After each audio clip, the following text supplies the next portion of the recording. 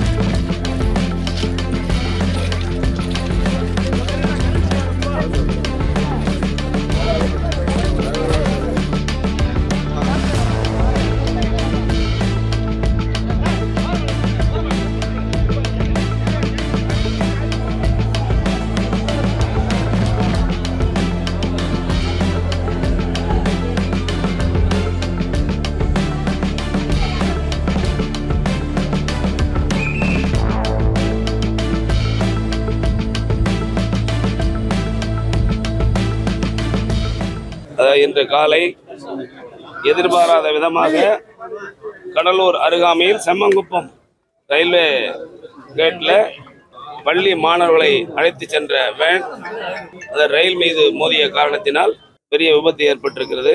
வருந்தத்தக்க ஒரு செய்தியாகும். அதில் வண்டியில் போனவங்க 5 பேர், ஒரு டிரைவர் ஒருத்தர், மாணவர்கள் 4 பேர் போனாங்க. அதில் சம்பவ இடத்திலேயே 2 பேர் இறந்திருக்கிறார்கள்.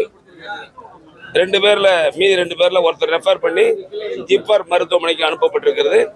ஒரு மாணவர் 11ஆம் வகுப்பு படிக்கின்ற மாணவன் தற்பொழுது கடலூர் அரசு மருத்துவமனையில் சிகிச்சை பெற்று வருகிறார். அவரை நான் சென்று நலம் விசாரித்தேன். அதாவது உடம்பு எப்படின்னு பார்த்தேன். நல்லா இருக்கார். அவருக்கு எந்தவித பாதிப்பும் இல்லாமல் எதிர்பாராத விதமாக அந்த வேன்ல பின்பகுதியிலே அமர்ந்திருந்த காரணத்தினால் அவர் தப்பித்திருக்கிறார். அவருடைய தாயாரையும் நான் விசாரித்தேன்.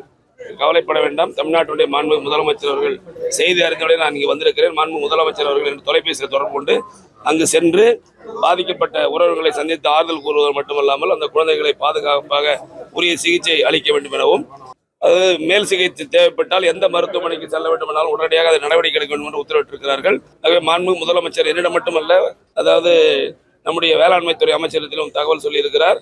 ஆகவே மருத்துவமனை ஜிப்மர் மருத்துவமனை இருக்கின்ற அந்த பாதிக்கப்பட்டவர்களை சென்று பார்ப்பதற்கு நம்முடைய வேளாண்மை துறை அமைச்சர் அங்கே அனுப்பி வைக்கப்பட்டிருக்கிறார். ஆகவே இப்பொழுது இங்கே இருக்கக்கூடிய இன்னொரு அந்த கிராமத்தை சார்ந்த ஒரு தொழிலாளி அங்கிருந்த எதிர்பாராத அங்கே போயிருக்காரு. அந்த உயர்ல கால் வச்சார், அவரும் பாதிக்கப்பட்டிருக்கிறார்.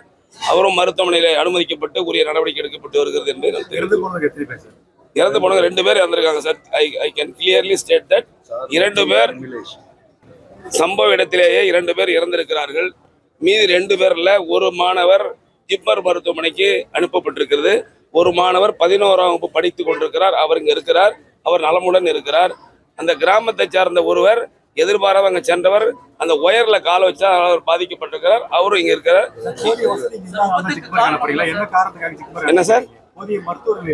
இல்ல எல்லா வசதியும் இருக்கு சார். அதாவது ரொம்ப சீரியஸ் கண்டிஷன்ல இருக்கிறதுனால அவங்க விருப்பப்படுறாங்க அங்க போகணும்னு சொன்னாங்க. அதனால அவங்க ரெஃபர் பண்ணி அனுப்பியிருக்கோம். முதல்கட்ட விசாரணையில என்ன தவறு நடந்ததா சொல்றாங்க சார்? ஒவ்வொரு யூகம் சொல்றாங்க. நீங்க என்ன தவறு நடந்ததா சொல்றீங்க சார்? இல்ல சார், நானும் அங்க நேரா பார்க்கல. விசாரணை தெரியும். அதாவது இது சம்பந்தமாக காவல்துறை உரிய நடவடிக்கை எடுத்து விசாரணை மேற்கொண்டுள்ளார்கள். உரிய விசாரணை முடிவுடன் அது உண்மையா என்ன நடந்தது என்பது தெளிவாக முதல்கட்ட விசாரணை என்னன்னு சொன்னாங்கன்னா அந்த யூகத்துக்கெல்லாம் ஒரு முற்றுப்புள்ளி வைக்கலாம்.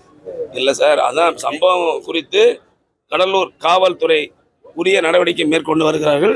விரைவிலே அது என்ன நடந்தது என்பது வெளிச்சத்துக்கு வரும் என்பதை தெரிவித்துக் கொள்கிறேன்.